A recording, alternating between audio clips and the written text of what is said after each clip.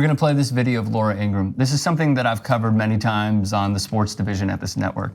It is the coverage that what is our polar opposite of Fox News and what they put out and how they speak, not only about black people in this country, but also successful black athletes. Roll it. Create a new banner. This is a Jum Doc alert. I feel like our team as a country is not ran by a great coach. Must they run their mouths like that? You're great players, but no one voted for you. Millions elected Trump to be their coach. So keep the political commentary to yourself, or as someone once said, shut up and dribble. Yeah. So, I mean, it's ironic that I'm wearing this, right? So, when I asked a few other athletes, covered the ESPYs recently, should athletes ever shut up and dribble? They all gave very profound, thought-provoking, no way in hell should we ever shut up and dribble. We are more than an athlete. That's why LeBron's company motto is more than an athlete. So when you're watching something like this, Vic, you're thinking what exactly as it's spewing out of her mouth?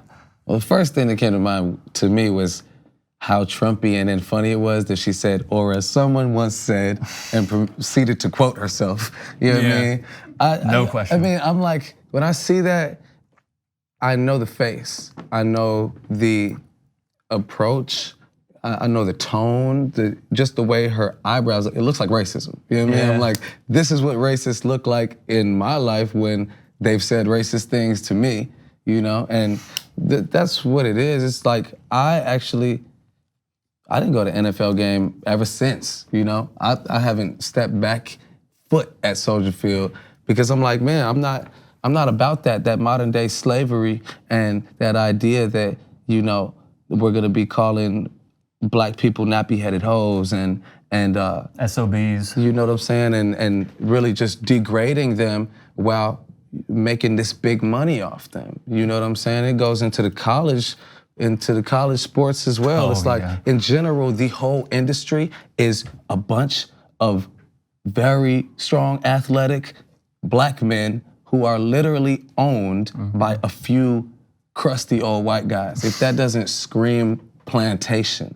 I don't know what does. But, you know, I appreciate people like Kaepernick and LeBron and Kevin Durant that, I mean, just are able to keep a dignity to them and are not fazed by that because we know our value, you know? For sure. I think there's also an element of like economically anxious, agitated white folk who see black athletes gain notoriety, and it signals to them, especially because of people like Laura Ingraham and the racist commentary that they engage in. They see these people in positions of power and people who are famous, people who are wealthier, better off than they are, and they feel like their place in the racial pecking order is now threatened.